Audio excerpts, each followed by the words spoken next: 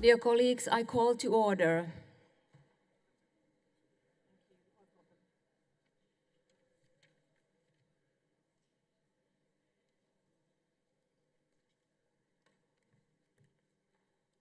We first go to the item number 1 on our agenda, which is adoption of the agenda. Please note that this meeting is being recorded and is being broadcast on the OSCE's social media platforms and website. Voting for 3 vice president vacancies will take place until 10:30 in the meeting room number 7. We are pleased to welcome today the Minister of Foreign Affairs of Romania, Ms. Luminița Teodorita Odobescu. We are also glad to welcome back the chairperson in office of the OSCE and Minister of Foreign Affairs and European Affairs and Trade of Malta, Mr. Ian Borg. The Secretary General of the OSCE, Ms. Helga Maria Smith, also wanted to join us today, but is unfortunately unable to be here for family reasons. A revised draft agenda for this meeting has been distributed. Are there any objections?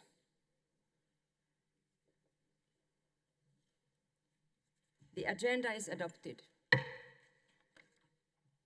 We then go to the item number 2 on our agenda, which is addressed by the Minister of Foreign Affairs of Romania, Ms. Luminița Teodora Odobescu. Madam Minister, you have the floor. Thank you. Good morning, Madam President, dear Minister, dear colleague, distinguished members of Parliament, ladies and gentlemen. It is an honor for me to address the current annual session of the OSCE Parliamentary Assembly and to welcome you back to Bucharest after 24 years. For the 3rd time in a row, the annual session takes place in the context marked by Russia's full-scale war of aggression against Ukraine. This brutal action, in blatant violation of the UN Charter and of the Helsinki Final Act, has far-reaching consequences and burdens the debates in this forum as well. Russia's ongoing, unprovoked, unjustified, and illegal war of aggression against Ukraine, with Belarus' complicity, is a threat to European and global security and stability and enormous human tragedy. The OSCE, both as its executive as well as parliamentary level, observes the international law and the principle and commitments we undertook in Helsinki in 1975 and reconfirmed in Paris in 1990. Any departure from these principles must be exposed and sanctioned. It is for this reason that the delegation from Russia and Belarus are not present at the current annual session. Until Russia will stop its unjustified aggression against a sovereign state, this organization, including the Parliamentary Assembly, cannot return to business as usual and must remain a forum where we hold Russia to account for its violation of international law. We all, distinguished guests, should be the devoted guardians of the OSCE commitments and values. We welcome the principal position of the Parliamentary Assembly President and of the Maltese chairmanship in office and of the Secretary General regarding Russia's war of aggression and for ensuring that the organization is contributing to addressing its multiple consequences. The initiatives and programs put in place were timely and efficient. They have backed Ukraine and raised awareness on the Russian atrocities and war crimes.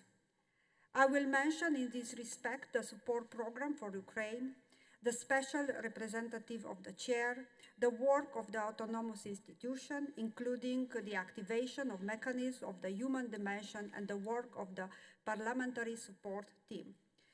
This is a testimony of the importance of our organization, of its autonomous institutions, and the reason for all of us to make further strengthened efforts to ensure its continuous functioning. Ladies and gentlemen, 2 weeks ago in Luxembourg, Ukraine and Republic of Moldova held their first accession conferences to the EU. This is a milestone for the European Union and a point of no return in the best sense of the word for Ukraine and for Republic of Moldova.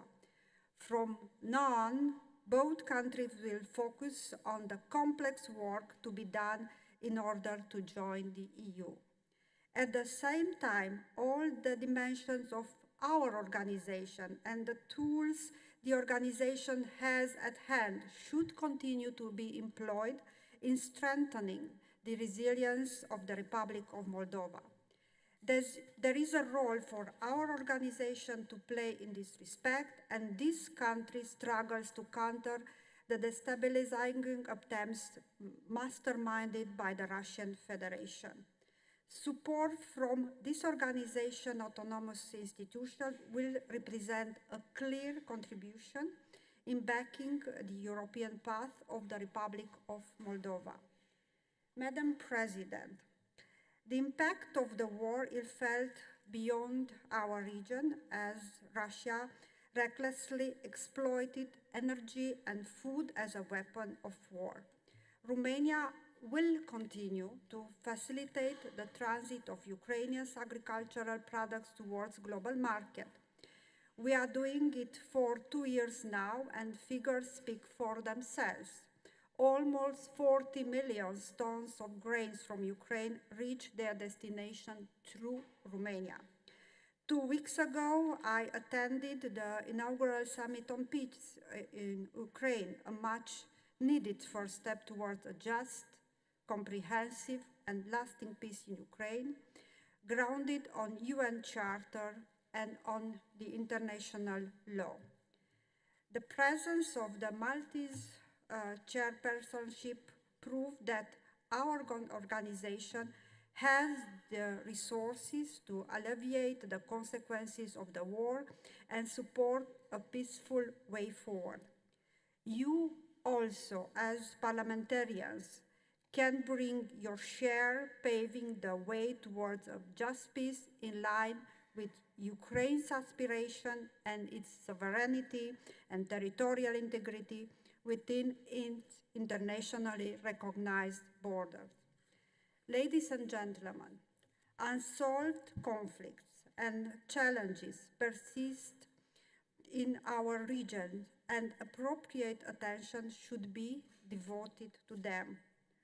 Protracted conflicts in our organization area have a severe negative impact on the development of the countries affected by these Russian-made tools of divide and conquer. Protracted conflicts are an instrument of oppression. They shelter corruption and contain prosperity. Solving them through the integration and the breakaway regions, preserving the territorial integrity of the state, is an imperative. I commend the contribution of the Parliamentary Assembly in this respect, and the particular attention paid to these topics, including the human rights situation in Transnistria region of the Republic of Moldova. These are topics of the highest relevance for all of us. I also appreciate the fact that during this session as well, the Parliamentary Assembly addressed European security in a comprehensive way.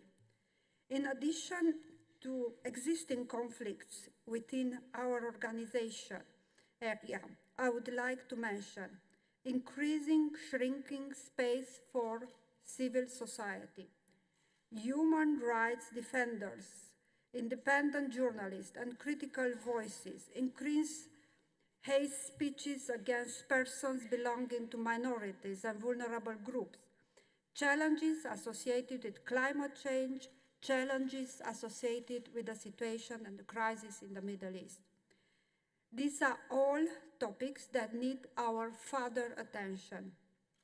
I'm confident that this Assembly will continue to address them during its activity and in future sessions.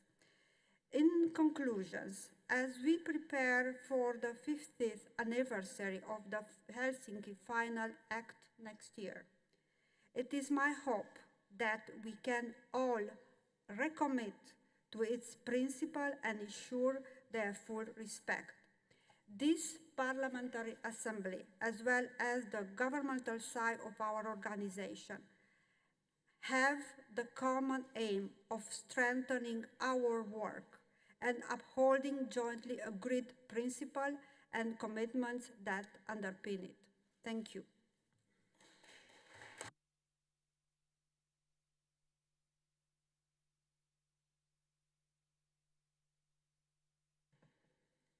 Thank you, Minister Odobescu.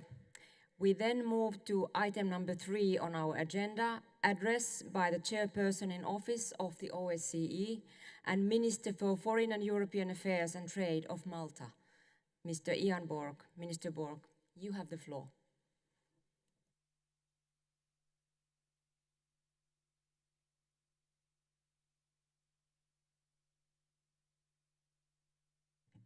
Thank you, President Kauma, Minister Odobescu, Secretary General Montella, and honorable members of Parliament, Excellencies, colleagues and friends. At the outset, let me thank the OSCE Parliamentary Assembly for inviting me to this 2024 annual session. I'm honored to be here in Bucharest today and wish to extend my gratitude also to our Romanian hosts for the warm welcome and hospitality in this historic palace. Mulțumesc. Besides my current role as Chair in Office of the OSCE, I'm also a public servant, politician, and minister, an elected member of Parliament, and an active participant in parliamentary proceedings. Sitting in this chamber is especially humbling, given its profound significance for democracy and people's representation. These values lie at the heart of the public service spirit that drives us all.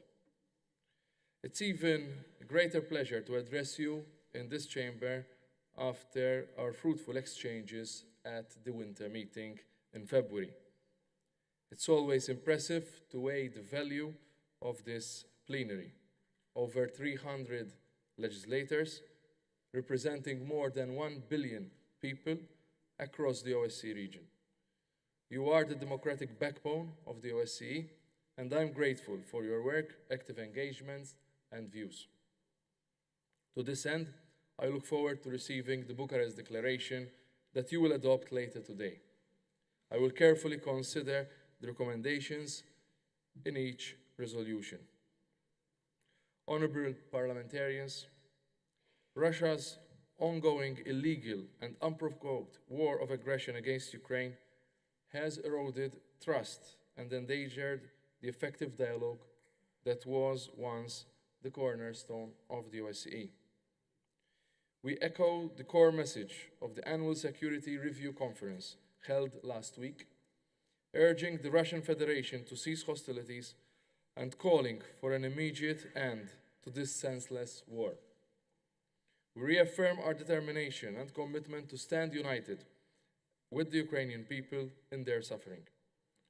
Long-term solutions are never found on the battlefield, but through adherence to the commitments to which we have all subscribed and constructive dialogue conducted in good faith. An inclusive platform like the OSCE, bringing together Russia and Ukraine at the same table, is indispensable for that. And that's why I regret that not all 57 participating states are with us in this hall today. As chair of this organization, Malta made it overarching priority to preserve and strengthen the effectiveness and functionality of this platform, tools, and capacity.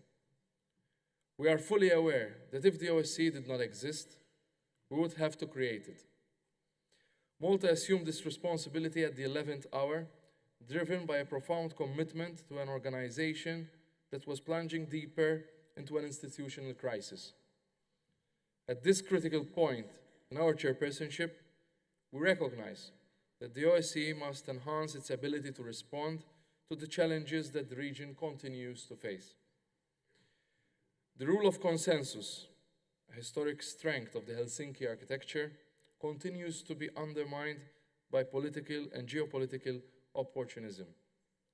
The uncertainty surrounding the adoption of the unified budget is just one example with clear implications. Without a budget, the relevance of the OSCE will diminish.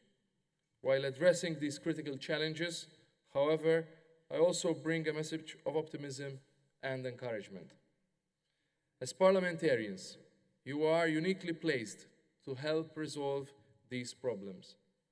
I take the opportunity to encourage you to leverage your role within the OSCE EPA and your national parliaments to help foster the political will to join consensus on key institutional decisions facing this organization. We must reject defeatism and build on the positive decisions already reached this year, such as the organization of the annual Security Review Conference and the Economic and Environment Forum. We can still find a way forward on the other critical questions. Fellow members of Parliament, our efforts to tackle these bottlenecks are driven by our understanding that these elements are necessary to ensure the continued effectiveness of our conflict management toolbox. The delivery of tangible results by our field operations and executive structures depends on our ability to tackle these issues.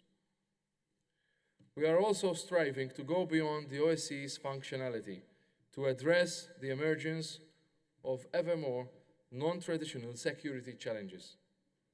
This commitment is one that underpins Malta's chairpersonship, reflected in the Climate Change Conference held in Malta 2 weeks ago, and the upcoming conference on cybersecurity this July.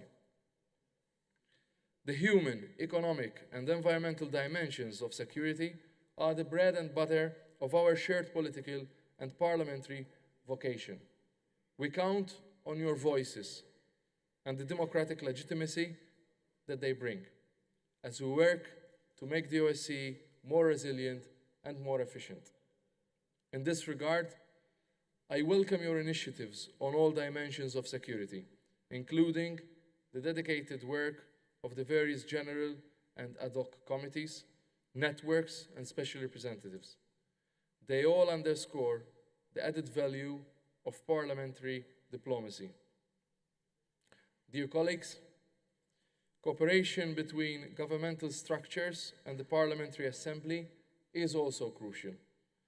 By mobilizing our distinctive assets, we can reinforce the overall OSCE output together. In this context, I'm grateful for our exchanges and for the synergies we have built. A special thanks goes to President Kauma and Secretary General Montella for their tireless efforts. I'm informed that President Kauma is running uncontested for re-election and that Secretary General Montella's term in office was just renewed for a third mandate. Congratulations, dear Pia, dear Roberto. This speaks to the value of work you have done and you will continue to do. In conclusion, let me thank you once again for the opportunity to engage with you today. I truly value it. Thank you also for your political commitment and for bringing political energy to our organization. Let's keep our exchanges, our contacts, and our engagement in motion. I thank you very much.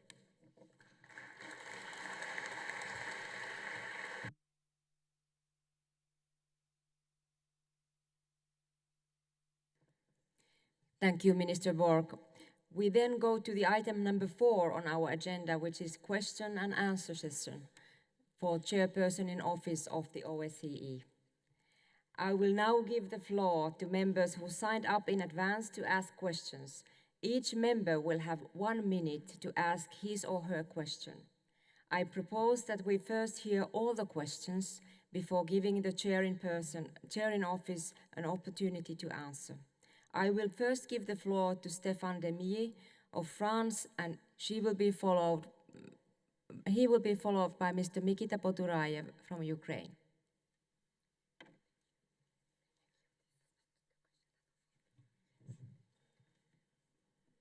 Madam President, Stefan is not here. He went to vote. All right. In that case, I will give the floor to Mikita Poturayev. Thank you, Madam President. First of all, I would like to thank Madam President of Foreign Affairs of Romania for a very strong speech with very powerful messages. And also my question is to Minister Borg. I also want to thank you for your unwavering support of Ukraine and to ask the next questions. On your point of view, what are the main achievements of the OSCE chairmanship in assistance to Ukraine in the first half of this year? And what are your prognoses for the development on the appointment of the OSCE high officials? Thank you very much. Thank you. And I next give the floor to Ms. Farah Karimi from the Netherlands, and she will be followed by Ms. Irina Gerashenko from Ukraine. Thank you very much. Thank you, the chairman in office. I know that you recently returned from a trip to Central Asia, visiting Kazakhstan, Tajikistan, and Kyrgyzstan. As a special representative on Central Asia, I am very much interested in your takeaway from that trip.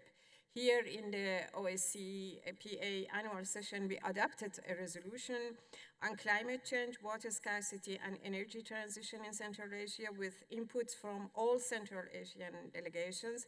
We also had a very well-attended side event on this topic. Regional cooperation is crucial to address these challenges. We also recognize the valuable work of OSCE field missions in the region. Mr. Chairman, my questions. How do you see the prospects of OSCE cooperation with Central Asia? How can we enhance this cooperation and foster regional cooperation? What role can Parliament and the OSCE PA play in this regard? Thank you very much. Thank you. And next speaker is Ms. Irina Gerashenko from Ukraine, and she will be followed by Mr. Johan Büser from Sweden. Thank you very much, dear Minister. We thank you for the decision not to grant visas to Russian and Belarusian delegation. Russia has already announced to suspension of its membership in the Parliamentary Assembly.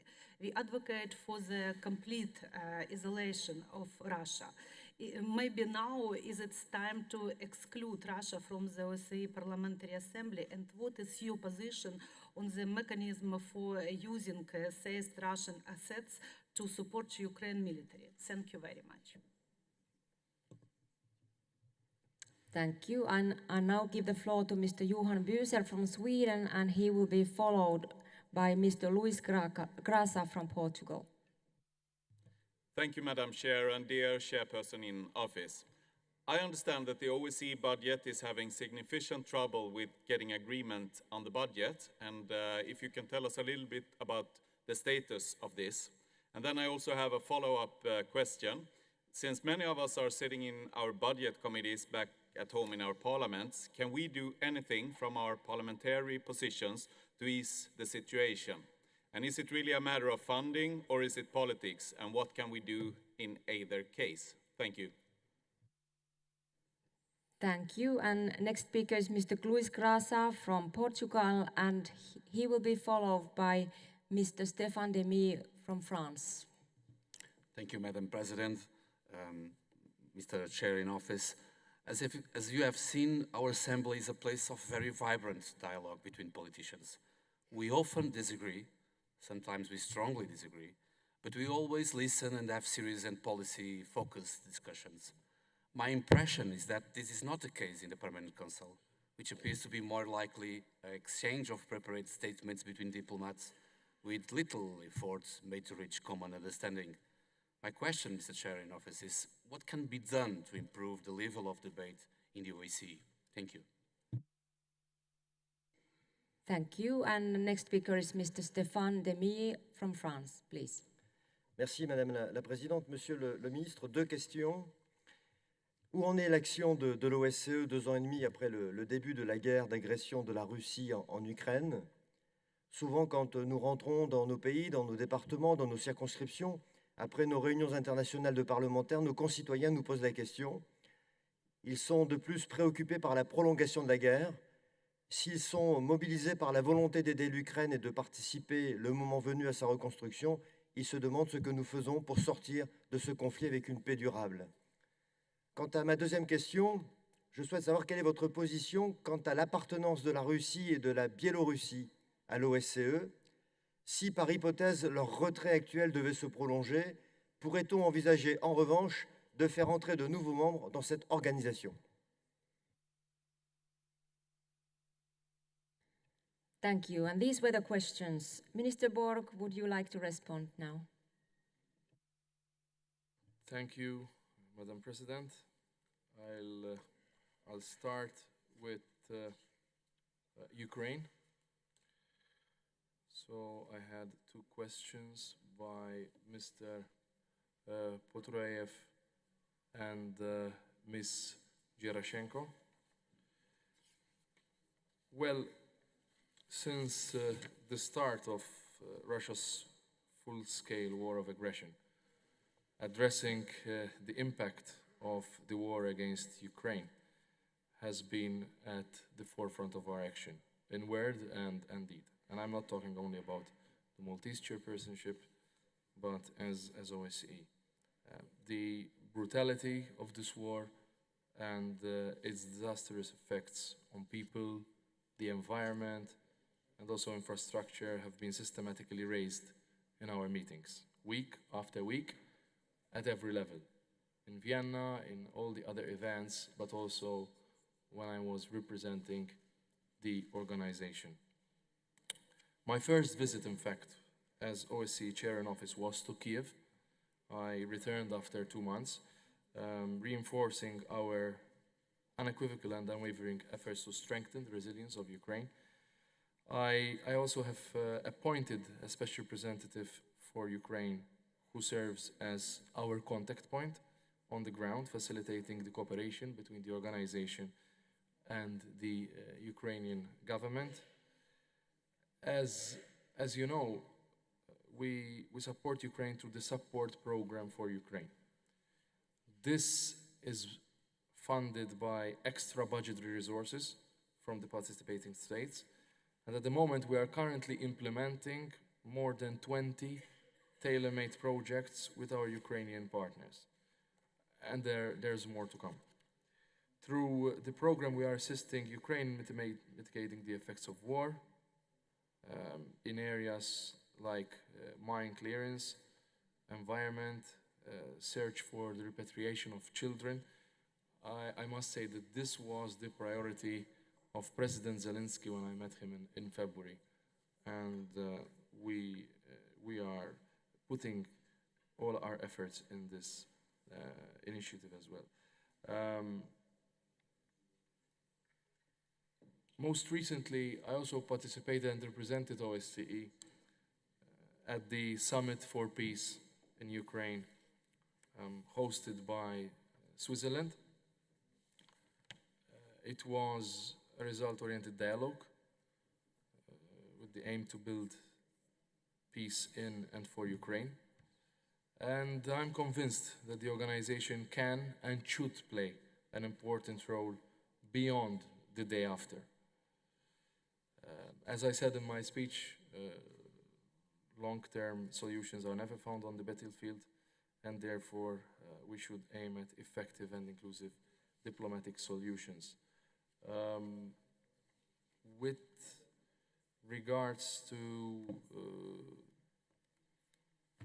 senior leadership appointments, One of our strategic aims is to ensure the ability to function as an organization. The big decision we must take very soon concerns the senior leadership appointments. We are very pleased that several participating states have nominated experienced and respected personalities for the top 4 posts, and this is a clear commitment to the organization and its future, including also a post-war scenario. I do hope now in a constructive engagement, flexibility, and political will from all the 57 participating states. Ms. Karimi asked me about my trip last week in Central Asia. I had the opportunity so far to visit Kazakhstan, Tajikistan, and Kyrgyzstan.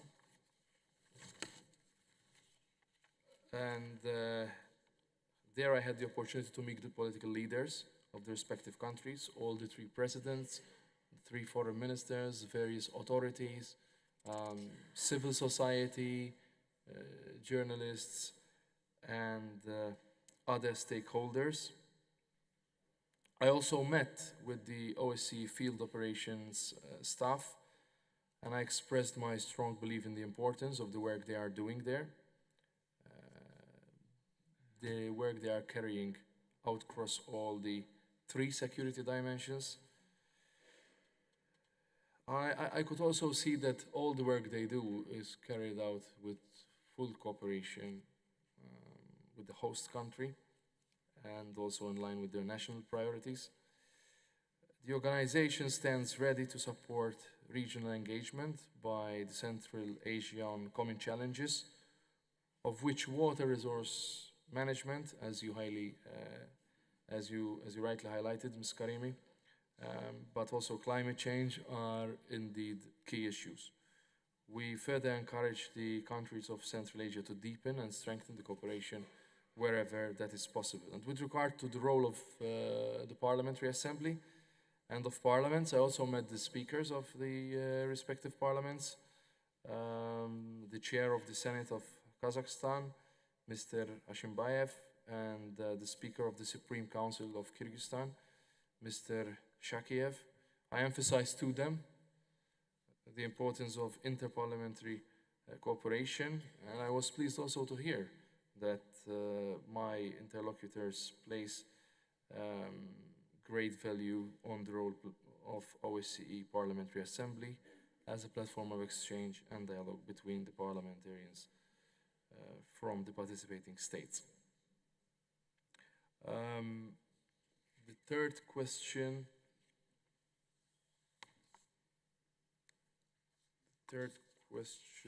from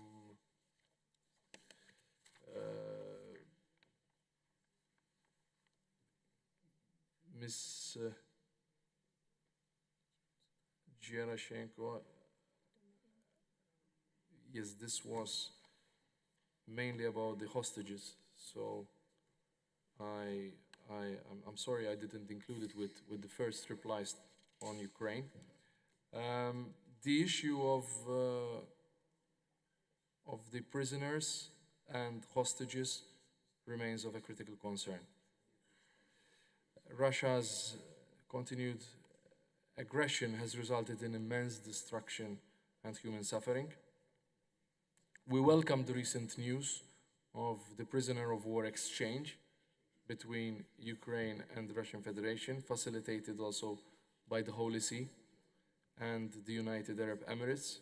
However, we continue also to join the Secretary General's call for the immediate and unconditional release of the OSCE SMM officials, Vadim Golda, Maxim Petrov, and Dmitro Shabanov.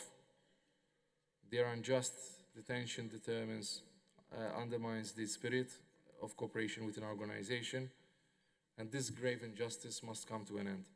I am aware when it comes to sanctions on the importance and relevance of sanctions issue for many countries.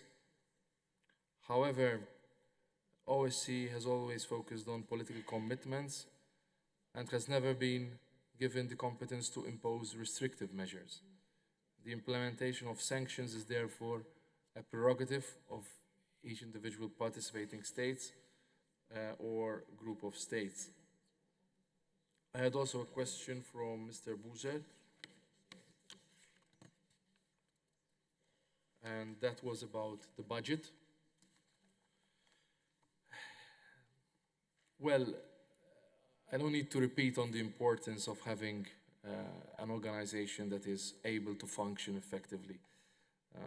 We share a common vision of seeing the OSCE survive, also the day after,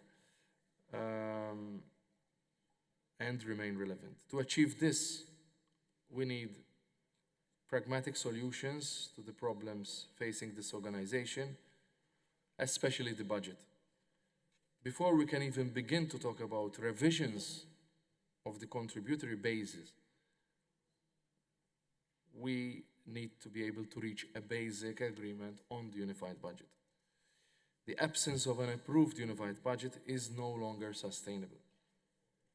It's a huge negative on the operation of the OSCE, on the field operations, in terms of its mandate, delivery, efficiency, effectiveness, and also to meet the legally binding financial obligations. It's a big challenge, a very existential one.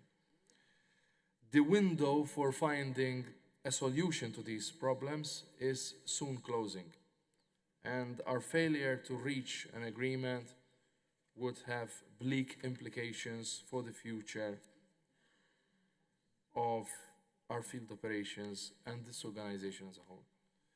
One of my main messages here today, in fact, is a plea to you all as members of this plenary. You are all parliamentarians, and you can help us resolve these issues. And I'm counting on you that you will leverage your influence in your national parliaments to help foster the political will to join consensus on these key institutional decisions that the organization is facing. I also had a question by Mr. Grasa,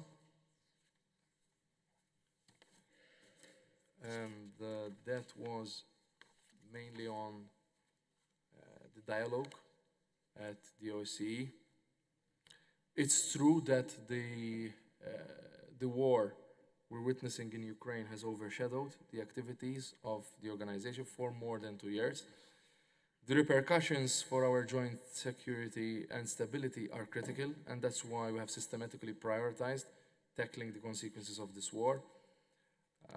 And we will continue to do so for as long as it takes. Despite this difficult environment, we must also preserve the OSCE, strengthen its resilience, and ensure its ability to function. It's a prerequisite if we want OSCE to effectively address the security threats between Vancouver and Vladivostok.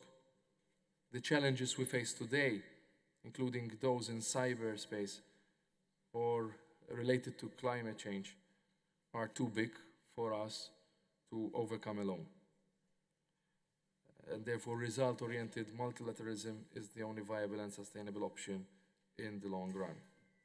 In addition, Malta is also using its unique position as elected member on the UN Security Council, whilst also chairing this organization to promote relevant issues in both organizations in parallel. This was also witnessed in April when we held the presidency of the Security Council, and I was briefing the Security Council as OSCE chair. Another key area is women, peace and security agenda, where we are redoubling the efforts because it's a priority for our chairpersonship of this organization, but also as elected members of the Security Council.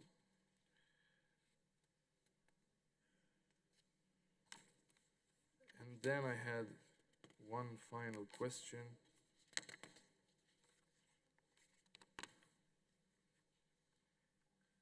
That was tackled by myself in the first opening remarks. It was the question posed by Mr. Demily, about Ukraine as well, where I went through the projects, through the support program for Ukraine that we're doing. I hope I managed to answer all the questions. Thank you, Minister Borg. To my understanding, you did. And thank you also for your comprehensive answers to all the questions, and also for your kind cooperation and excellent cooperation that you're having with us here in the Parliamentary Assembly. I'm sure that Secretary General Montella and I are both agreeing that it has been excellent, and it will continue until the next year when Finland will take over. Thank you so much. We now move on to item number 5, continuation of the open general debate. And before we resume our open general debate, I kindly ask that members wishing to request a vote on a separate paragraph of the Bucharest Declaration inform my advisors in advance. Thank you. And I have 25 speakers on the list. I will limit speaking time to 2 minutes, and I now call on Ms. Dagbjörd Hakonardottir from Iceland, and she will be followed by Mr. Pavlo Frolov from Ukraine. Madam President, dear colleagues, it has been said that there are around 56 active conflicts in the world today. However, I must regret to inform you that gender-based violence is universal. It does not know any borders, and it must be recognized as a more vital and pressing and urgent security issue on behalf of the OSCE. Today, I especially want to address how important it is to effectively defend reproductive rights in order to maintain peace and stability in our areas. This is not a soft issue and unrelated to real conflict. It is an alarming regression which is taking place in the world, not only in undemocratic countries far away, but also here in Europe and in the United States of America. These regressions are fueled by far-right ideologies, and make no mistake, they do pose a serious threat to our collective progress here in the world today. And these changes unfold slowly, steadily, and right before our eyes. The overturning of Roe versus Wade in 2022 has had an unimaginable effect on physical and political security in the United States. We are witnessing similar regressions in Poland and Hungary, and legislative changes, and bear in mind, these changes of reproductive rights are taken away with lack of funding and liberal interpretation of clear legislations, as we are now seeing in Italy. Dear colleagues and members, we are witnessing lower birth rates throughout Europe. It can have economic effects, but as I speak here today in Bucharest, Romania, one must never forget the catastrophic consequences that can lead from systematic removal of reproductive rights, and societies who systematically take away these civil liberties can never be considered truly free, democratic, or safe. Thank you.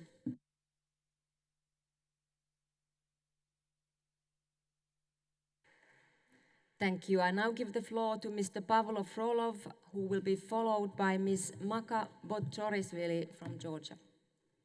Thank you, Madam President. Dear colleagues, I want to draw your attention that on June 25, the European Court of Human Rights announced the decision in the first interstate case brought by Ukraine against Russia over Crimea. The Strasbourg Court encouraged the Ukrainian side has proved the existence of systematic violation of the right of Ukrainian citizens since the beginning of Russian occupation of Crimea in February 2014. The decision was adopted unanimously. This decision is the first in which the International Court found the Russian Federation responsible for the policy of large-scale and systematic violation of various human rights and freedoms in the temporarily occupied territory of the Republic of Crimea and the city of Sevastopol. The International Court nullified 10-year-old stories of Russian propaganda about the alleged expression of will in the referendum and that human rights had been respected in Crimea. The first of 4 interstate cases brought by Ukraine against Russia in the European Court of Human Rights has been won. On June 12, hearings also ended in Strasbourg in the case Ukraine and Netherlands against Russia, in which the court decision will issue later. This is an important result on the way to bringing the aggressor to international legal responsibility. The court decision will have a significant impact on the attitude of the international community towards the Russian Federation. Thank you.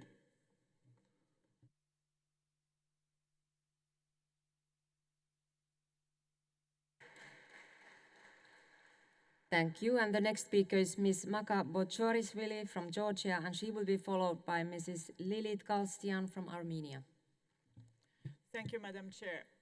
Dear colleagues, security challenges are not new to the OSCE region. Unfortunately, instead of reducing them, region is becoming increasingly complex, and we have to deal with this difficult reality on a daily basis. The main security challenge facing Georgia remains Russian occupation and its illegal military presence in 2 Georgian regions, Abkhazia and Tskhinvali. For decades, we have stressed the need to protect the rules-based order and to ensure compliance with international norms and principles. Nevertheless, territorial integrity, security issues, and displacements of hundreds of thousands of Georgians remain our main concern. Under these circumstances, support from our international partners has particular significance to Georgia. The reality of conditions that the Georgian government is facing in fighting for our country's stable democratic development, unfortunately, is not always objectively and appropriately assessed. Georgia's long-standing choice is to join the European Union. We are well aware of the efforts that are necessary to finally achieve this goal. For this, we need dialogue with our partners, dialogue on all important issues which will make the process of integration mutually beneficial. We have to realize that constant speculations about Georgia's European direction and using this topic as a political tool will only hinder Georgia's progress towards the European Union and reward our adversaries. Unfortunately, very often we see attempts to present the will of Georgian people and the government as separated from one another. While doing so, one important fact should not be forgotten. The vast majority of Georgia's population have European aspirations, with more than 85% wanting to join the European Union. And most of these people entrust their European future to the political force that represents the Georgian government today.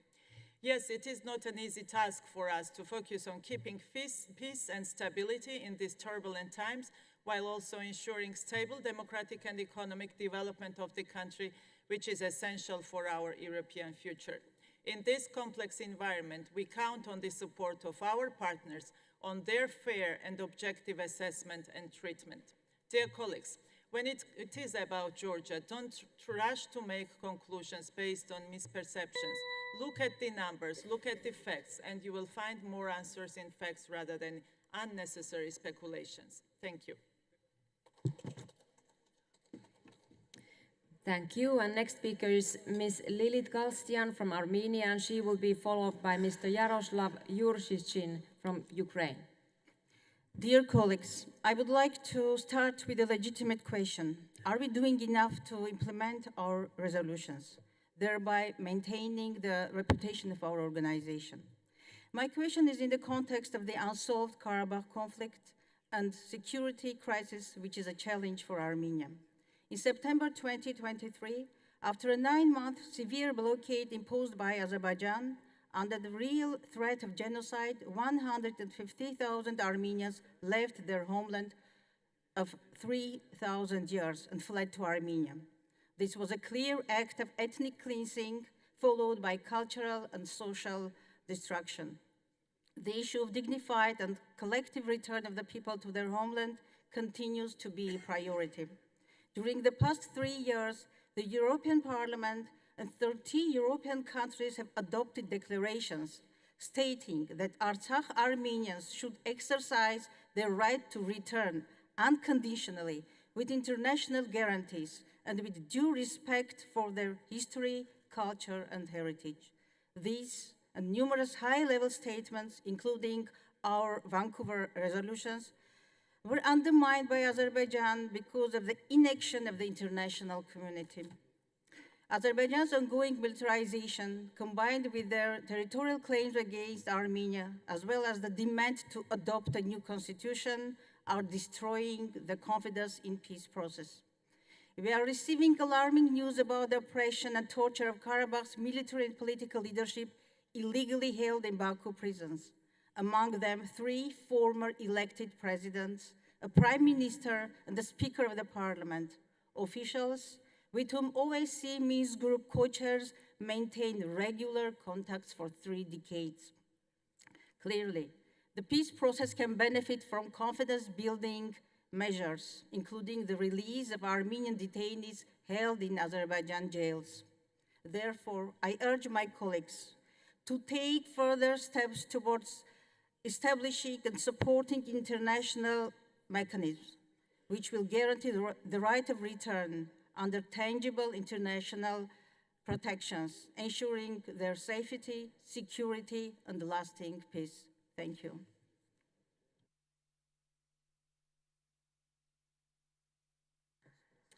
Thank you. Next speaker is Mr. Yaroslav Yurshishin from Ukraine, and he will be followed by Honorable Peter Boehm from Canada. Dear colleagues, first of all, thanks a lot for possibility to speak about civilian journalist hostages of Kremlin, and thank to our colleagues from France who give us possibility to add to supplementary resolution accent and part about these hostages. Now I have possibility to name all 30 journalists who still imprisoned by Russia without any facts, only because they want to kill our freedom, Ukrainian and world freedom of speech. So it's named Ірина Данилович, Владислав Єсипенко, Вікторія Рощина, Дмитро Хилюк, Ірина Левченко, Олександр Малишев, Георгій Левченко, Максим Рубчов, Яна Суворова, Марк Каліуш, Константин Зиновкін, Олексій Бесарабов, Дмитро Штибліков, Сейран Селієв, Марлена Санов, Тимур Ібрагімов, Сервер Мустафаєв, Осман Ариф Меметов, Ремзі Бекіров, Руслан Сулейманов, Рустем Шейхалієв, Амет Сулейманов, Асан Ахметов, Вілен Темир'янов, Ернест Аметов, Анастасія Глухова, Рустем Османов, Азіз Азізов, Владислав Гершон, Жанна Кисельова. A lot of our colleagues was previously journalists. Help us to save Ukrainian journalists. Thanks.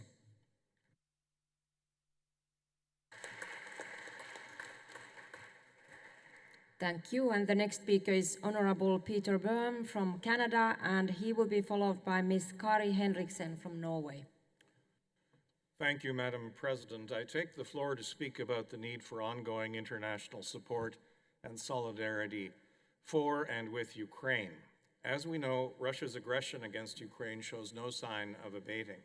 Russia continues to launch new offensive operations and attack Ukrainian cities with drones and missiles, causing widespread destruction to critical infrastructure and civilian casualties. Russia is also attempting to undermine international solidarity for Ukraine through the spread of disinformation. In this context, it is critical that like-minded countries demonstrate our unwavering commitment to Ukraine through ongoing financial and military support and international efforts to hold Russia accountable. In recent weeks, there have been several important initiatives aimed at doing just this. First, at the Ukraine Recovery Conference in Berlin, Germany, a wide range of international stakeholders met to demonstrate a long-term commitment to rebuilding Ukraine. Then, at the G7 summit, leaders pledged to make available $50 billion to Ukraine by leveraging the extraordinary revenues of frozen Russian assets. This innovative means of increasing support for Ukraine, a version of which Canada has been championing since 2022, has the additional benefit of compelling Russia to pay for the damage it has caused. This needs to be operationalized. Most recently, at the Ukrainian Peace Summit in Switzerland, some 57 heads of state and government came together to discuss the pathway toward ensuring a just and lasting peace for Ukraine. Colleagues, words are words, communiques are communiques. It is time to operationalize them, and I urge all of you in talking to your executive branches in your capitals to see how this can be operationalized, how we can do much more. At this moment of great peril, it's important that we find the strength to exercise this solidarity and the stamina to follow through. Thank you.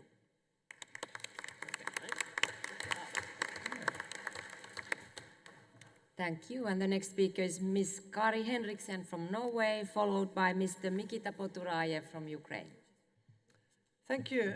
Dear colleagues, ever since I was reappointed as Special Representative on South Caucasus last year by President Pierre Kauma, significant developments have taken place, which will affect the region in these years to come, underscore the importance of the OSCE continued engagement, and our Assembly's role in supporting long-term stability and cooperation in the South Caucasus. I would like to commend Pia on her strong commitment in the region, the Secretary General and his staff for facilitating this work. I also want to thank the parliamentarians who have moved things forward, the three heads of delegations, Sargis Kandanyan, Nikol Samarache, and Asai Guryaev. But there are obstacles ahead. The peace treaty between Armenia and Azerbaijan is still being discussed and unfortunately not yet been signed. There are still many internal displaced people and refugees longing to return to their homes. There is still distrust, polarization, and suspicion among politicians, civil society, and countries.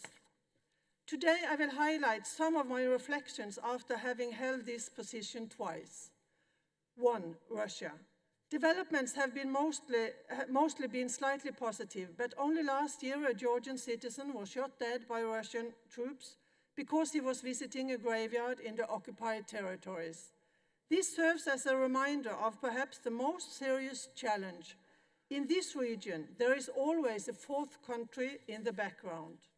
Second, fair participation in politics. Women and minorities must be better included.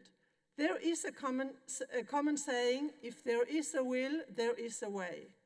I have put forward several recommendations for our Assembly to act on, but let me say in short that to ensure our impact, we must find creative solutions amid budget constraints, and we must adopt fresh approaches for evolving reality. Finally, as this is my last meeting as a member of the OSCE PA delegation from Norway, may I take this opportunity to thank the organization for its never-ending work. It is still very much needed. Thank you.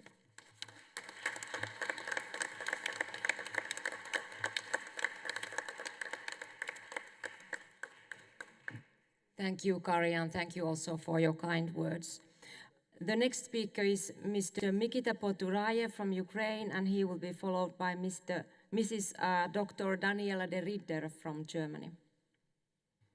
Madam President, colleagues and friends, the great battle rages on all around the world, and its heart lies the scorching front that divides Ukraine into two, a land of fighting for freedom and democracy, and territories trapped in violence, torture, and suffering.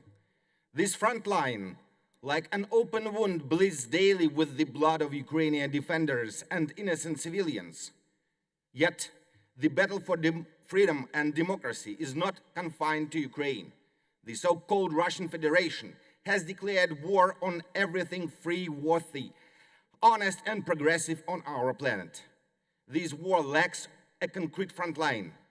Its battlefield is in the earth itself, encompassing every democratic state in the world. This war isn't fought with planes, rockets, or cannons destroying cities, like in Ukraine. Instead, it employs billions of dollars and euros, hundreds of thousands of anonymous accounts and channels in social media, and countless agents of influence among politicians, lobbyists, experts, and bloggers. We can deny it repeatedly, claiming we are not at war with Russia. But that does not alter the simple fact: Russia is at war with all of us, every one of you. Colleagues, I urge you to accept this harsh reality. A just and lasting peace is attainable only through victory, not through compromises with an adversary bent on perpetual war. Democracy must be peaceful, generous, and cooperative, but it must also be powerful and strong to defend peace and freedom. For if you are weak, yet wealthy, it doesn't signify peace. It merely makes you an enticing prey for the predator. Thank you.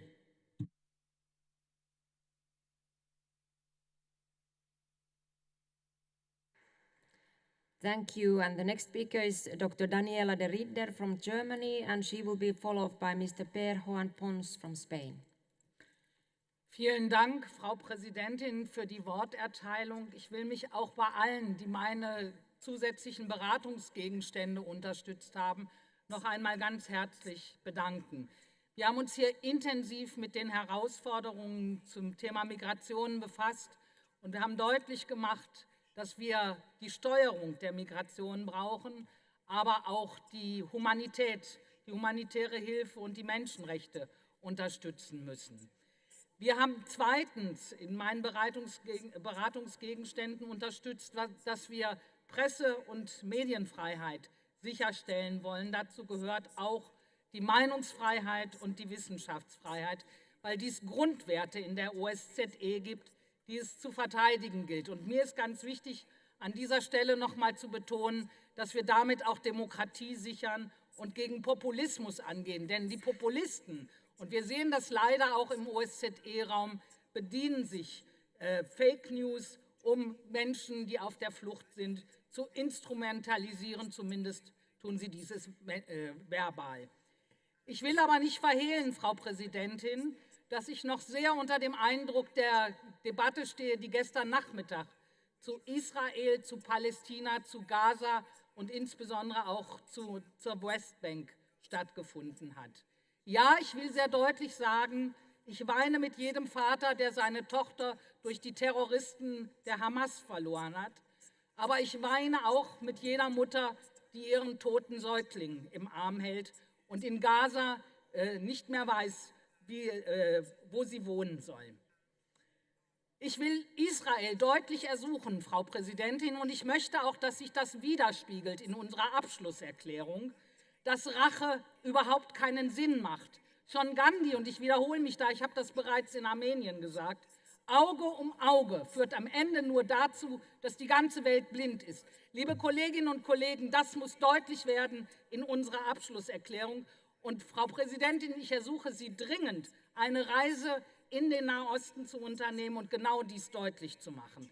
Liebe Kolleginnen und Kollegen, wir haben viel zu tun, um nicht nur unsere Demokratie, sondern unsere Zivilisation zu retten. Auch dies muss am heutigen Tag mit unserer Abschlusserklärung deutlich werden. Gender, Gleichstellung, Hunger, alles, was Ernährungssicherheit und Klimawandel angeht, sind weitere Herausforderungen, denen wir uns stellen müssen. Das Gute ist, dafür genau gibt es die OSZE und uns in dieser parlamentarischen Versammlung. Vielen Dank.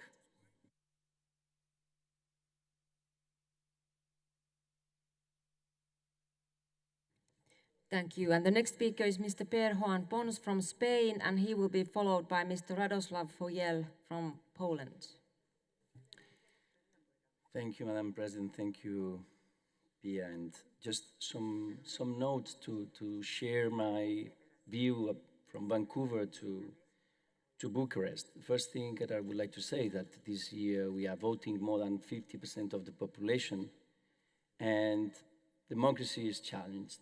It's really challenged. So my first point would be that this Parliamentary Assembly should be more present on the ground and be in all electoral observations. We have to do an effort for that.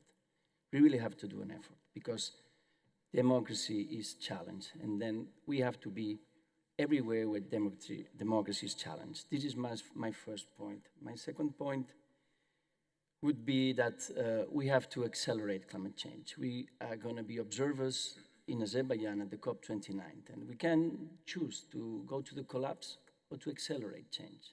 And this assembly with the second committee and our cooperation has to be on the side of accelerating change and deny and refuse the instrumentalization of climate change to deny precisely climate change. The third point that I would like to say is there is a famous book from an Israeli writer called The Symmetry of Desire. And I have the impression when I read this final declaration that here we have the asymmetry of desire.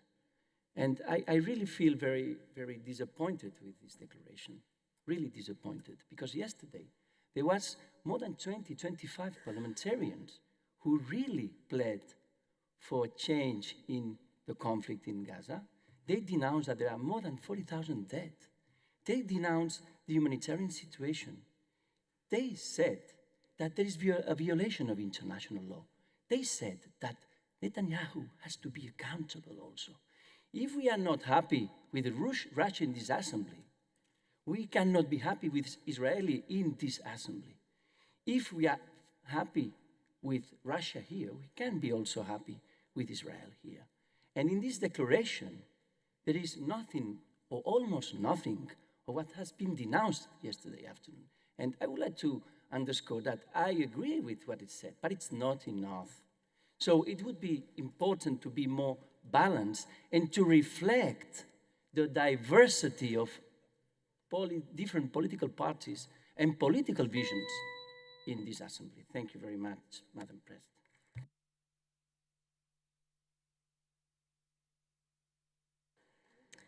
Thank you, Per. The next speaker is Mr. Radoslav Fogiel from Poland, and he will be followed by Ms. Irina Gerashenko from Ukraine. Thank you, Madam Chair. Thank you, colleagues. We've been discussing the conflict in Gaza yesterday. We've been talking a lot about the war in Ukraine within this assembly, but these are not single things. I would like to draw your attention to a very disturbing phenomenon. We are watching a new axis of evil forming in front of our eyes, one that is not restricted by any latitude or longitude. It is not a coincidence that Iranian drones are the ones attacking Ukrainian soldiers, that North Korean missiles are used to bomb civilian buildings and Ukrainian cities. And it is not a coincidence that we can find Cuban mercenaries in Ukraine fighting on the side of Russia. Authoritarian regimes and terrorist groups all over the world work together to destroy the security architecture and to destroy the world as we know it. The recent activity of Hamas and Houthi attacks is just an example. We, as parliamentarians, as people elected by our nations, we must be aware of this fact, because freedom and democracy will prevail. They have to prevail, but they will if we're united around our values and about everything that created this very organization. I urge you to have this in mind, because otherwise our world and our values will be in danger. Thank you very much.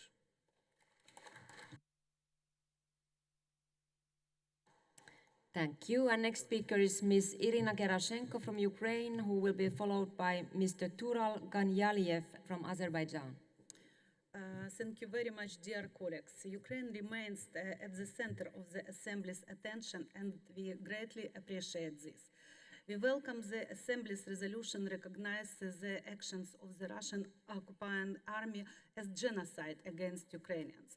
We thank the Assembly for reflecting the consequences of the war in Ukraine in most resolutions, including those on ecology with recognized ecocide and on sexual crimes. We highly value this support and would be grateful in the resolutions adopted at the Assembly prompt corresponding statements from national parliaments. Russia has destroyed 60% of Ukrainians' power generation capacity. This will provoke new waves of migration. Ukraine needs support to restore its energy capacities.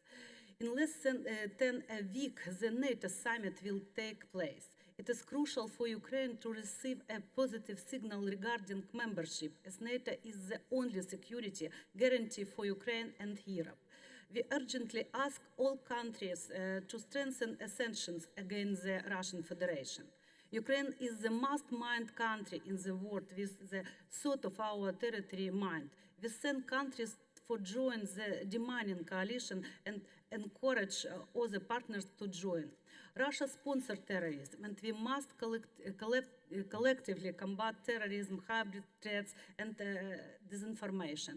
It is crucial that the topics remain central to the Assembly agenda, and we look forward to strengthening our cooperation in the areas. We also event the return of the Special Committee on Ukraine. It is crucial to activity its work, as the Special Committee should help hold Russia accountable and document Russia crimes. Russia must fully pay for the war it started. Thank you very much.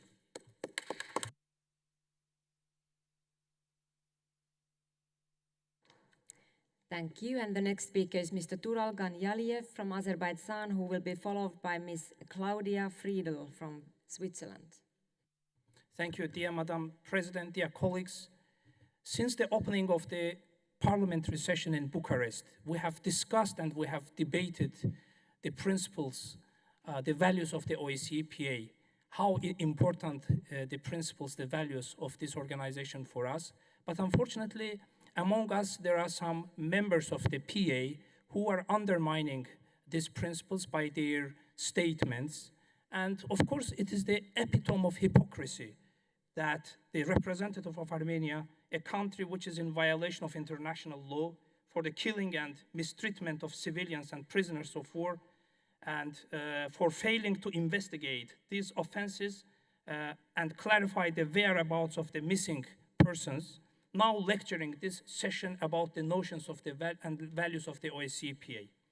Dear colleagues, if the Armenian delegation, the member of the delegation, wants to elaborate on the real reasons behind the migration of Armenian residents, it should look into this country's own record of 3 decades of occupation and undisguised promotion by the Armenian authorities of the odious ideas of ethnic incompatibility and hatred towards Azerbaijan. And it's a smokescreen, dear colleagues, because on the policy, in order to guide and hide its agenda and pointing fingers to others, it's of course a danger and threat to the principles of the OSCE. So it is peculiar to hear now accusations from a country which violated every rule of the international humanitarian law and whose agenda throughout the conflict has been to rid the occupied territories of Azerbaijan from its inhabitants. Dear colleagues, at the end of my speech, I would like to invite you to stand against such kind of statements, because what we have all seen is undermining and threatening the values and principles of the OSCE. Because from the statement of the Armenian delegations, you cannot find a single word which would contribute to the promotion and to the contribution to the normalization of relations between our countries. So I invite Armenian colleagues to commit to their principles, and we have to figure out, when we have to say that the words and actions of Armenian delegations must coincide, not come against each other. Thank you. Thank you, and dear colleagues, I just let you know that the voting will finish in 2 minutes. And the next speaker on the list is Ms. Claudia Friedl from Switzerland, and she will be followed by Mr. Artem Dubnov from Ukraine. Geschätzte Kolleginnen und Kollegen, an dieser Jahrestagung haben wir einmal mehr hingeschaut auf unser Europa und aufgezählt, was noch nicht stimmt und wie wir mit Konflikten und Unrechtmäßigkeiten umgehen wollen. Wir haben starke Resolutionen in allen Kommissionen formuliert und ich danke den Berichterstatterinnen und den Autoren für die wertvolle Arbeit. Besonders hervorheben möchte ich das angesprochene Thema der sexuellen Gewalt. Sexuelle Gewalt ist ein weit verbreitetes Kriegsmittel. Damit wird nicht nur die Frau als Individuum angegriffen, nein, es ist ein Akt gegen die ganze Gesellschaft. Es gibt bereits die UN-Resolution 1325 Frieden, Frauen, Sicherheit, die sich stark für Frauen und Frieden einsetzt. Aber es braucht mehr. Es ist daher sehr erfreulich, dass Anfang letzten Jahres die Ljubljana-Den Haag-Konvention verabschiedet wurde. Dieses neue multilaterale Vertragswerk verlangt, dass die Kooperation zwischen den Staaten bei der Untersuchung und Verfolgung der schwersten internationalen Verbrechen ermöglicht und verbessert wird. Da gehört ganz explizit die sexuelle Gewalt als Kriegsmittel dazu. Bereits über 80 Staaten haben diese neue Konvention unterzeichnet. Ich rufe Sie als Mitglied der OSZE auf, dafür zu sorgen, dass dieses Abkommen in Ihrem Land unterzeichnet wird, wenn es nicht schon geschehen ist. Zum Schluss möchte ich mich ganz herzlich bedanken beim rumänischen Parlament für die ausgezeichnete Organisation dieser Tagung. Herzlichen Dank.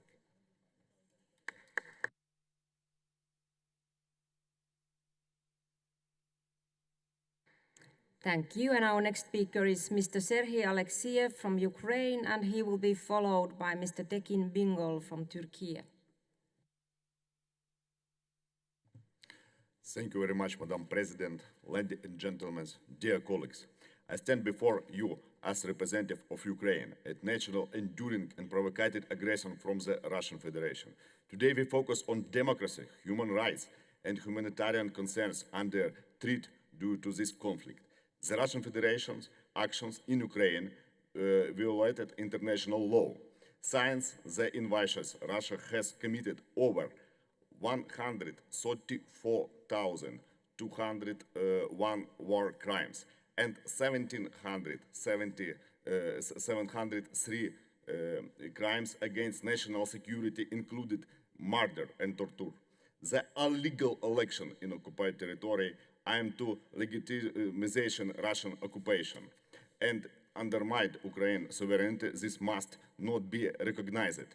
Russian attacks have left millions without basic necessities and displaced over 1.5 million people. Thousands have been killed, injuring, and forcibly displaced. The forces' deportation and abduction of 90,546 Ukrainian children is an act genocide. Their return is priority. Russian violations included torture, enforced disappearance, and detention.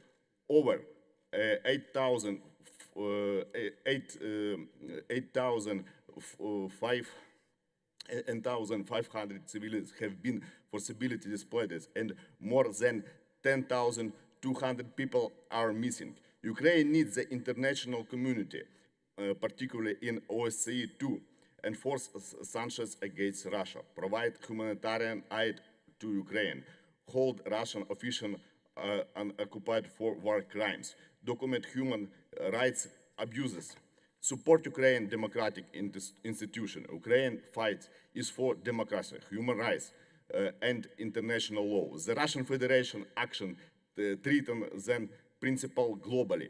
We must stand united for Ukraine and our community to justice and peace. Thank you very much for support Ukraine. Slava Ukraini!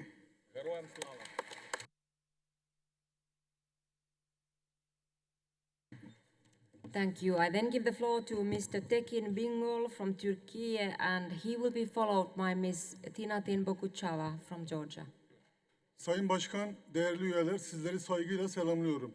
Dünkü oturumda Filistin'le ilgili düşüncelerini paylaşan meslektaşlarımdan, yaşanan insanlık dramı karşısında dayanışma duygularını paylaşan arkadaşlarımı umudu büyüttükleri için saygıyla selamlıyorum.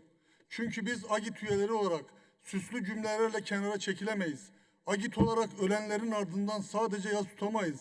Bizden sonra bu koltuklarda oturacakların bugün söylediklerimize, tutumumuza ve alacağımız kararlara dönüp baktıklarında geçmişlerden utanmak yerine bizlerle gurur duyacakları bir miras bırakmalıyız.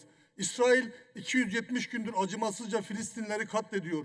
Gazze'de bir savaştan bahsediliyor. Bu bir savaş değildir. Savaşın iki tarafı olur. Gazze'de 9 aydır mazlum halka saldıran, bomba yağdıran, işgal eden bir İsrail var.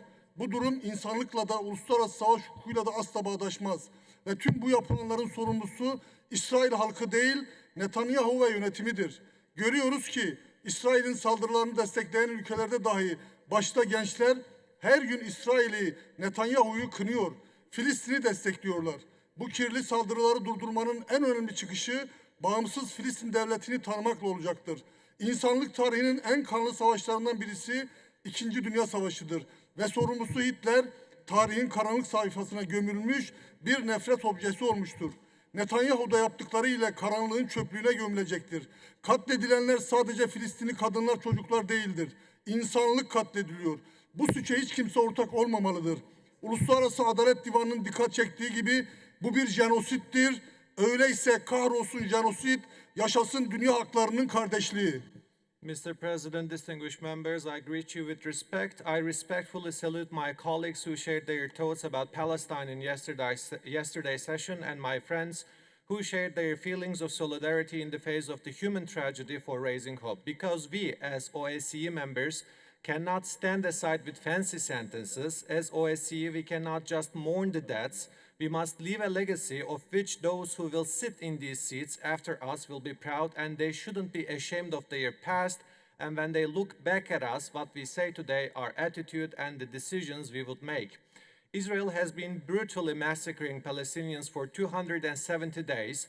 There is talk of a war in Gaza. This is not a war. There are two sides to the war. There is an Israel that has been attacking, bombing and occupying the oppressed people in Gaza for 9 months. This situation is incompatible with humanity and the international law of war. And Netanyahu and his administration are responsible for all of this, not the Israeli people. We see that even in countries that support Israel's attacks, young people especially condemn Israel and Netanyahu every day and support Palestine. The most important way to stop these dirty attacks will be to recognize the independent state of Palestine. One of the bloodiest wars in human history is the World War II, and the person responsible, Hitler, was buried in the dark pages of history. He became an object of hatred, and Netanyahu will also be buried in the dustbin of darkness with his actions. It is not just Palestinian women and children who are being murdered, humanity is being massacred. No one should be a party to this crime, and as brought to focus by International Court of Justice, this is genocide. So since this is the case, down with genocide and long live the brotherhood of the people of the world. Thank you. Thank you, dear colleagues. I still have 6 names on the list, and the next speaker is Ms. Tinatin Bokuchava from Georgia, and she will be followed by Mr. Artur Hovhannisyan from Armenia. While the continued occupation of Georgia by the Russian Federation remains our primary national challenge, we now also face challenges from within. In the last few days, I have spoken on numerous occasions on the swiftly deteriorating situation in Georgia, where an increasingly authoritarian government led by Russian-made billionaire Bedzina Ivanishvili has hijacked our country's Euro-Atlantic aspirations. The Kremlin-inspired foreign agents law is but one manifestation of the Ivanishvili government's attempt to silence critical voices in civil society organizations and free media. As the main opposition leader, former President Mikhail Saakashvili continues to be incarcerated on political grounds. Through government-organized mass violence and intimidation, oligarch Ivanishvili seeks to thwart dissent in the lead-up to key parliamentary elections in October and to deprive Georgians of a real choice. But the Georgian people have time and again shown their resilience and their determination to safeguard our Euro-Atlantic future. Led by unrelenting youth, Georgians have poured the streets of Tbilisi and other cities in unprecedented numbers, despite violent government crackdowns. As a late Prime Minister of Georgia once infamously stated, "We are Georgian, and therefore we are European." And Russians and Russian-supported current government of Georgia cannot take that away from us. I am grateful to this Assembly, and in particular to the United States delegation, for spearheading amendments to resolutions that unequivocally affirm this Assembly's commitment to defending the Euro-Atlantic choice of the Georgian people. In addition to individual targeted sanctions against those undermining Georgian democracy being enacted and considered by individual member states, through our collective action in this Assembly, it is of paramount importance to ensure that a robust election observation mission is seconded for October 26th parliamentary elections. I am grateful for this Assembly's recognition of the decisiveness of these elections for the future of Georgia and its readiness to exercise its mandate to its fullest to ensure that the will of the Georgian people is safeguarded. I thank you.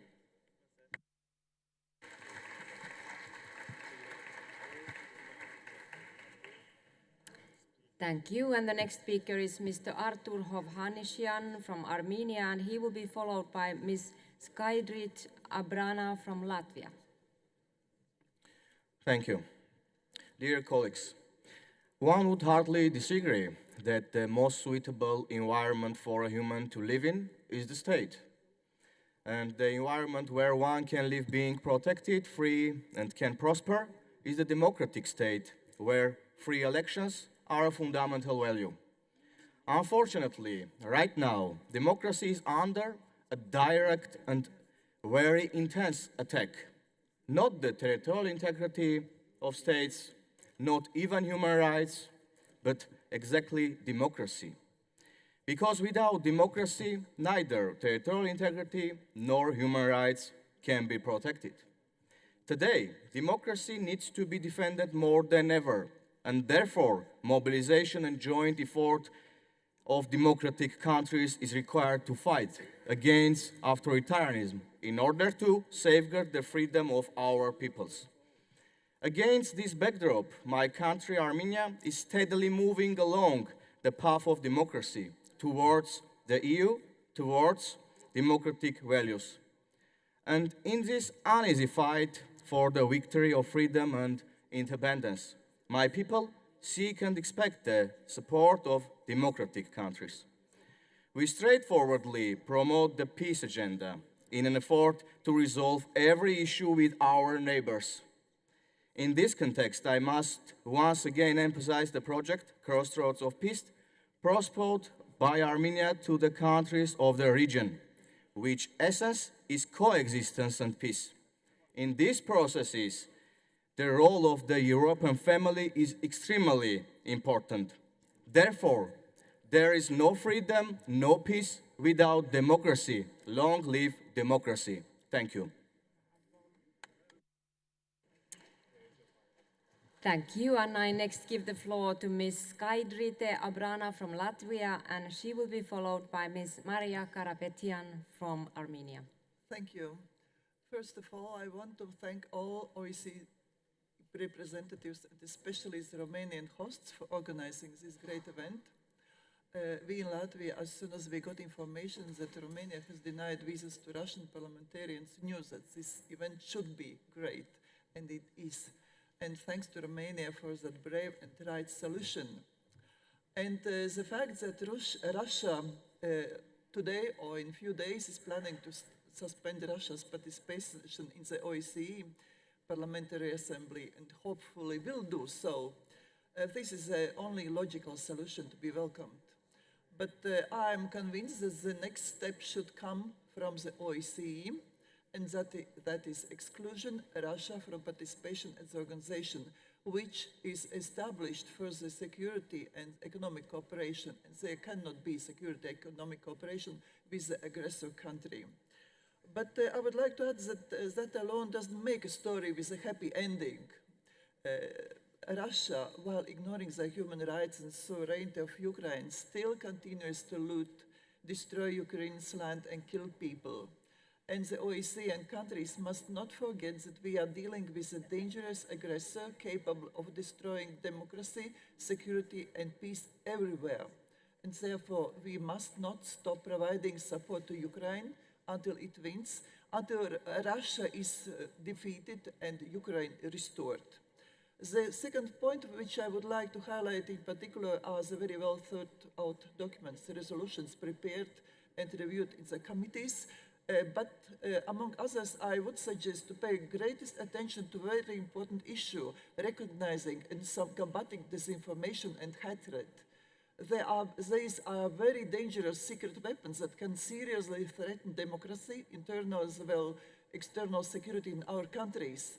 And disinformation, corruption, ideologically colored lies were those secret weapons which had used Russia while preparing invasion in Ukraine. They have not disappeared. They are still present everywhere where are believers in Kremlin policy. Once again, for this event, and thank you for all active involvement. Thank you.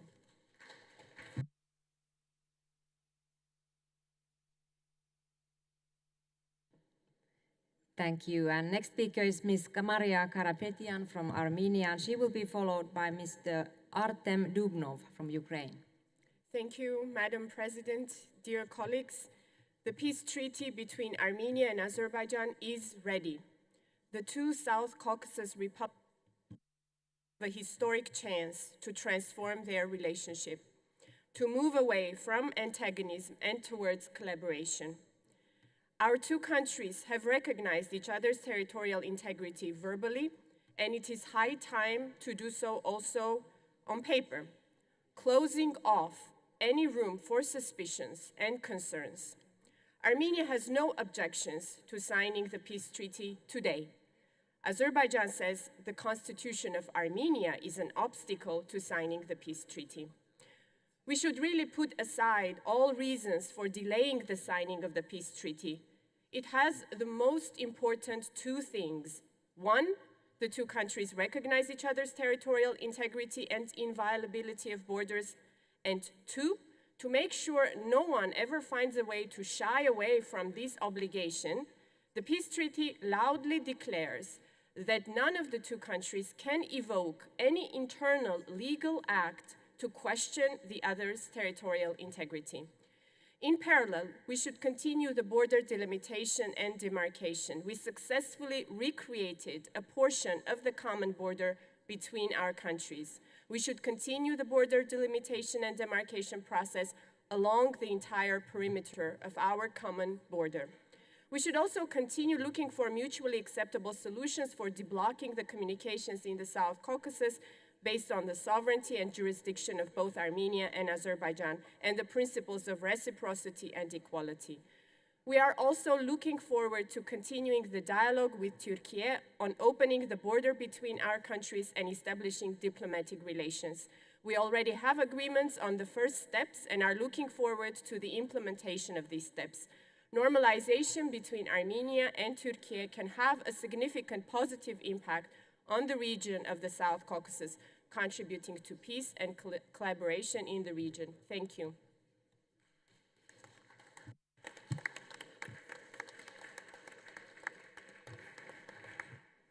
Thank you. And I now give the floor to Mr. Artem Dubnov from Ukraine, and he will be followed by Mr. Daniel Fassler from Switzerland.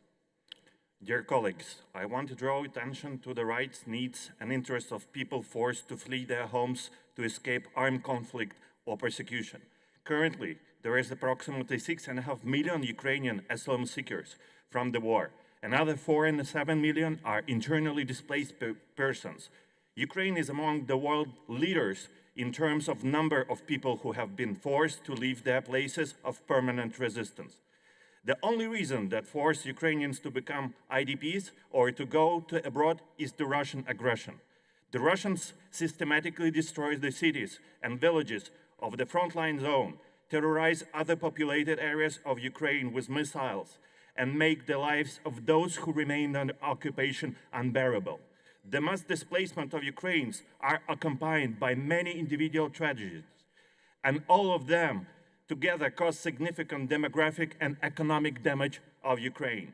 We are grateful for foreign countries that sheltered Ukrainians, provided them with assistance, and took care of psychological rehabilitation and social adaptation to the new conditions. At the same time, despite the dangers associated with the continuation of Russian armed aggression, our citizens are returning to Ukraine.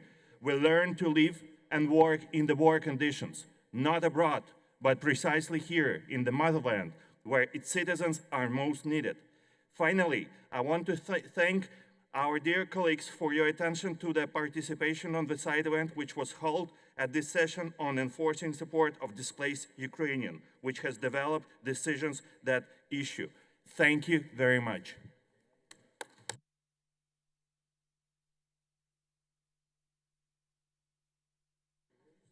Thank you. And the next speaker is Daniel Fassler from Switzerland, and he will be followed by our last speaker, Mr. Kemal Çelik from Turkey. Vielen Dank, Frau Präsidentin, liebe Kolleginnen und Kollegen.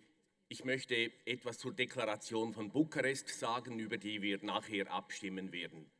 Die Schweiz hat sich der dauernden Neutralität verpflichtet. Neutralität bedeutet jedoch nicht Gesinnungsneutralität. Sie wissen, wir stehen zu 100% hinter der Ukraine und verurteilen die russische Aggression auf das Schärfste. Die Schweiz hat in diesem Sinne vor 2 Wochen die Ukraine-Friedenskonferenz durchgeführt. In der von über 80 Staaten unterzeichneten Deklaration wurde die territoriale Integrität der Ukraine mit aller Deutlichkeit unterstrichen. Wir haben in der PV schon mehrfach darüber diskutiert, ob Russland ausgeschlossen werden soll. Wir lehnen dies konsequent ab. Auch wir wissen, dass ein Dialog mit Russland derzeit nicht möglich ist, aber wir sollten uns deswegen nicht dazu hinreißen lassen, Russland auszuschließen oder diesen Prozess einzuleiten. Damit untergraben wir das Fundament der OSZE. Wir müssen vielmehr auch in Kriegszeiten versuchen, den Dialog aufrechtzuerhalten oder wieder aufzunehmen.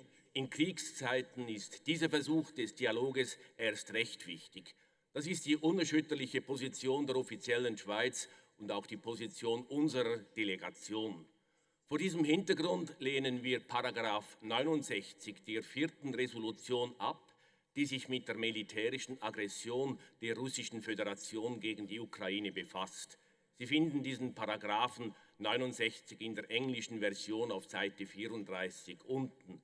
Da es offenbar nicht möglich ist, heute über diesen Paragraphen nochmals abzustimmen, wird sich unsere Delegation heute bei der Deklaration von Bukarest enthalten und dieser nicht zustimmen. Vielen Dank.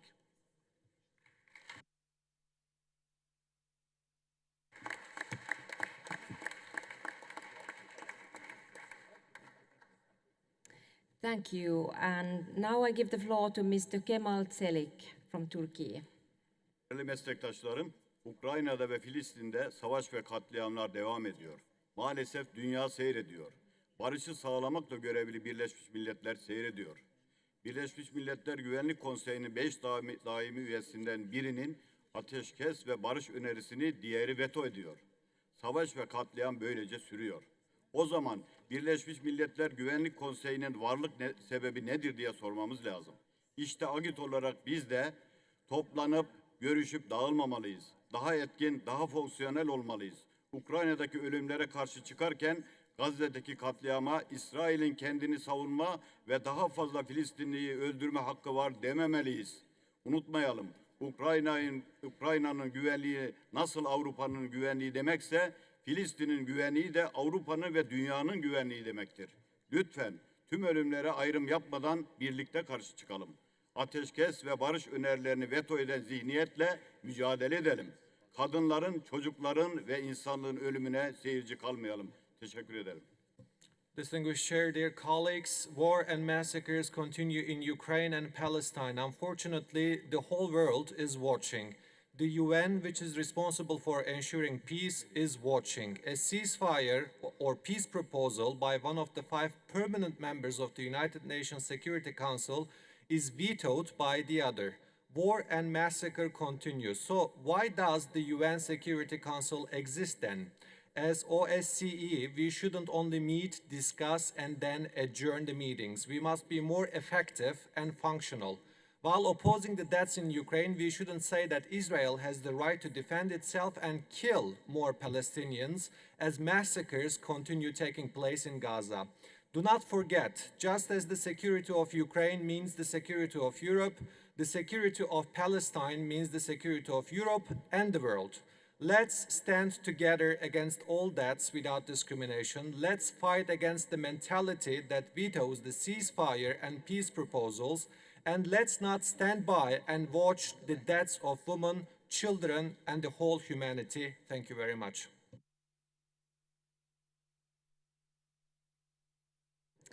Thank you, dear colleagues, dear friends. That concludes our general debate for today. And before we go to the item number 6, which is adoption of the Bucharest Final Declaration, I suggest we have a 5-minute recess. We'll come back in a moment.